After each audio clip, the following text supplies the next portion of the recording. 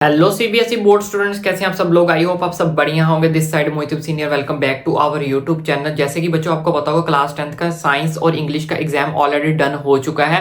आज class 12th का physics का एग्जाम भी जो है वो हो चुका है। लेकिन एग्जाम को लेकर बहुत सारे बच्चों के मन में डाउट्स चलते हैं, क्वेरीज चलती हैं सेट्स को लेकर। ये सेट हार्ड था, ये सेट हार्ड था, तो जिसको लेकर सीबीएसई ने अपनी ऑफिशियल वेबसाइट के ऊपर एक नई जो चीज को अपडेट किया हुआ है, वो चीज क्या है आज के वीडियो के अंदर मैं आपको बताने वाला हूँ। क्योंकि बहुत सारे बच्चों के मन में डाउट रहता है, सर साइंस का पेपर टफ आया था, इंग्लिश का पेपर आया था, फिजिक्स का पेपर टफ आया था।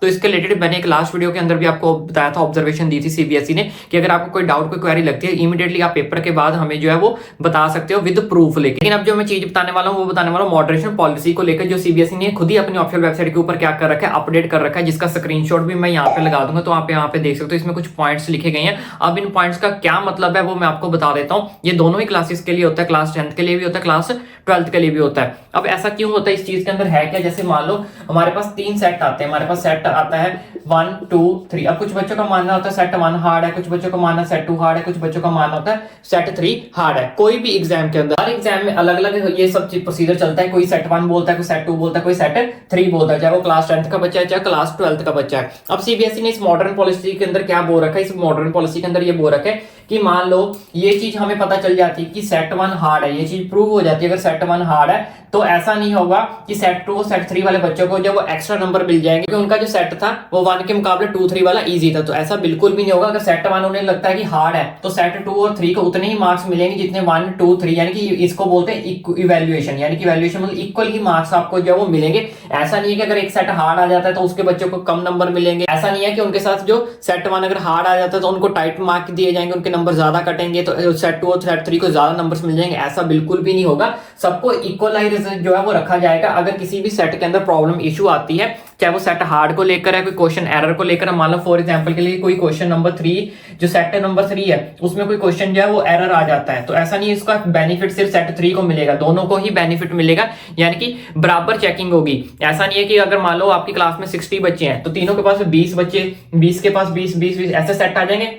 तो मान लो अगर सेट 1 हार्ड आ गया, यानी कि ये 20 बच्चे को प्रॉब्लम फेस करनी पड़ सकती है और 40 बच्चों को क्या हो जाएगा, बेनिफिट हो जाएगा। तो ऐसा बिल्कुल भी नहीं है। सीबीएसई ने कहा हम 60 के 60 बच्चों को क्या करेंगे, इक्वल लेके चलेंगे, कि ताकि किसी भी को ना बेनिफिट हो ना किसी को भी लॉस हो। यानी कि सबको इवेल्युएशन करेंगे, देखा जाएगा कि कौन सा सेट हार्ड था, कौन सा सेट के हार्ड में कौन सा क्वेश्चन हार्ड था, तो सब कुछ चीज को बैलेंस करके ही आपको जो मार्क्स दिए जाते हैं। ये सब कुछ जो मॉडर्न पॉलिसी के अंदर मेंशन किया हुआ है, इसलिए आपको घबराने की नीड नहीं है। कोई भी डिफिकल्टी लेवल का पेपर अगर आपके सामने आता है तो सीबीएसई उसको खुद मैनेज करेगी, खुद आपके ऊपर जो मॉडरेशन पॉलिसी जो वो लगाएगी, जो किसी क्वेश्चंस के ऊपर भी लग सकती है, किसी सेक्शन के ऊपर भी लग सकती है। वो डिपेंड करता है कि आपका जो पेपर है कौन सा हार्ड आया था, या फिर कोई क्वेश्चन ऐसा आया था जिसमें एरर्स देखने को मिले थे, या कोई क्वेश्चन आउट ऑफ सिलेबस आ गया था, या फिर कोई क्वेश्चन गलत छप के आ गया था। तो इन सब केसेस में आपकी जो मॉडरेशन पॉलिसी है वो क्या कर जाती है, लगाई जाती है। लेकिन इसका बेनिफिट जो है वो सारे के सारे बच्चों को मिलेगा। ऐसा नहीं है कि जिस बच्चे को वो सेट आया था उसी बच्चे को बेनिफिट मिलेगा, सारे बच्चों को उस चीज का बेनिफिट मिलेगा। सबको इक्वलाइज करके चेक किया जाता है कि कहां पे, ऐसा नहीं है कि सेट 1 वाले बच्चे को ज्यादा मार्क्स दे दिए, इसका सेट हार्ड तो ये बच्चे के मार्क्स नीचे रह जाएंगे। ऐसा नहीं, इसको भी ऊपर ले जाया जाता है और इनको भी ऊपर ले जाया जाए, ताकि ये दोनों क्या कर सके, बराबर में आ सके और किसी को भी प्रॉब्लम का जो सामना ना करना पड़े।